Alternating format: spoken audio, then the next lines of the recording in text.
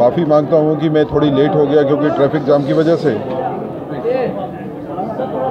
अगर आप थोड़ा सा चुप करेंगे तो तभी समझ पाएंगे, तभी सुन पाएंगे हमारे को। थोड़ा सा शांत है प्लीज़।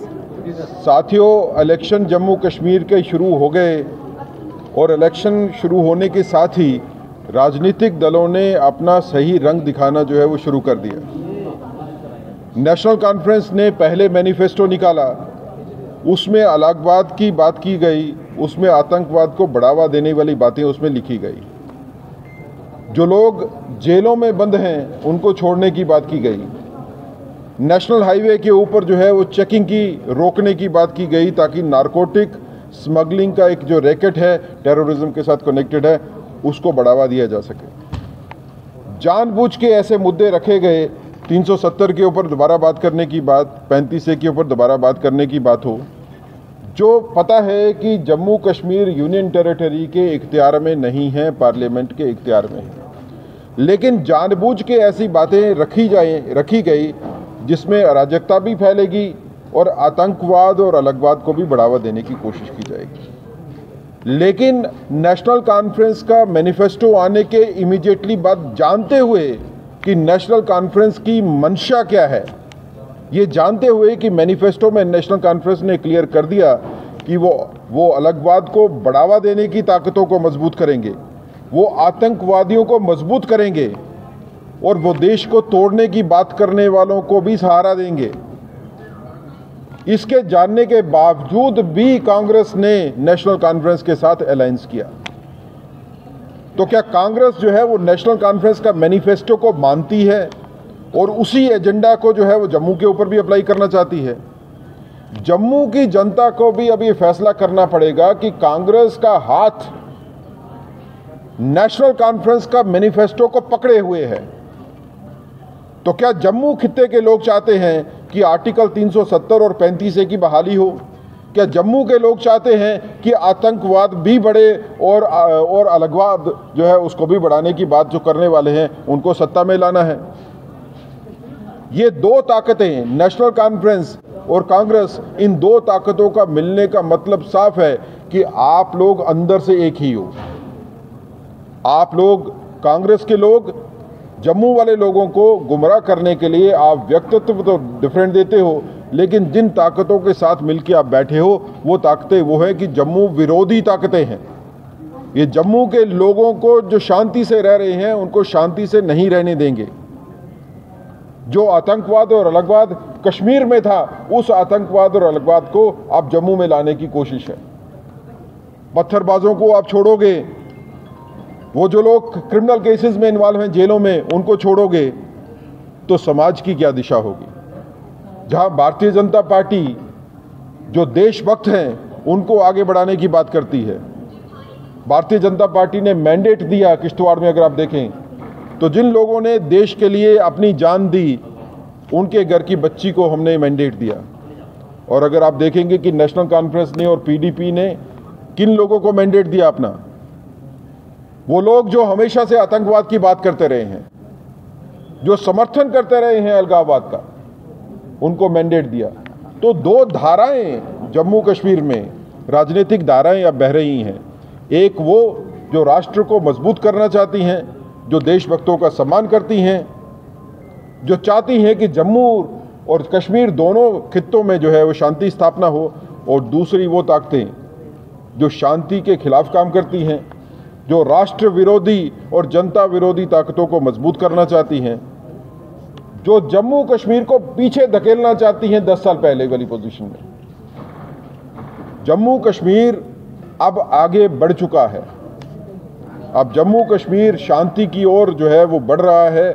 यहाँ पे तरक्की भी हुई। यहाँ के युवा लोग अब देखते हैं कि आने वाले वक्त में कितनी नौकरियाँ उनको मिलेंगी। भारतीय जनता पार्टी ही एक पार्टी है जो आश्वासन देती है कि हम युवाओं का भी ध्यान रखेंगे, महिलाओं का भी ध्यान रखेंगे, किसानों का भी ध्यान रखेंगे। अगर शेड्यूल कास्ट, शेड्यूल ट्राइब की तरफ किसी ने सोचा तो भारतीय जनता पार्टी ने सोचा। अगर POJ के रेफ्यूजीज हो या वेस्ट पाकिस्तान के रेफ्यूजीज हो, उनकी बात किसी ने की तो वो भारतीय जनता पार्टी ने की। कस्टोडियन की जगहों के ऊपर लोगों को राइट दिलवाने की अगर बात की तो भारतीय जनता पार्टी ने बात की। ये सभी चीज़ों को देखते हुए भारतीय जनता पार्टी ये जनता से अपील करती है कि देश विरोधी ताकतों को पहचानिए। ये लोग आपके बीच में ही आए हैं, आपके बीच में बैठ के काम करेंगे और बाद में आपके अगेंस्ट सारे के सारे फैसले जो हैं वो होंगे। तो राष्ट्रहित में सजग रह के वोट डालिए। भारतीय जनता पार्टी को आपने देखा, परखा और आपने पाया है। पिछले 11 साल तकरीबन हो गए सत्ता में रहते हुए दिल्ली में। इस पीरियड में आपने देखा कि मोदी जी ने जो कहा उसको किया। जो हम वादे करते हैं मैनिफेस्टो में, वो वादे हम पूरे करते हैं। जब 2014 में हमने वादे जितने किए उनमें से 95% से ज़्यादा वादे हमने पूरे किए। 2019 में जितने वादे हुए पार्लियामेंट्री इलेक्शन के मैनिफेस्टो में, उसमें भी 95% से ज़्यादा वादे पूरे हुए। भारतीय जनता पार्टी वादे करती है निभाने के लिए, दूसरी पार्टियां वादे करती हैं जनता को गुमराह करने के लिए, क्योंकि उनकी कोई मंशा नहीं होती वादे पूरे करने की। वो सिर्फ आपके वोट के लिए बात करते हैं। हम वोट की बात नहीं, हम वोट से पहले देश की बात करते हैं। अगर हमको कहीं पे नुकसान भी होता है पॉलिटिकल, लेकिन देश मजबूत होना चाहिए, भारतीय जनता पार्टी की ये सोच है।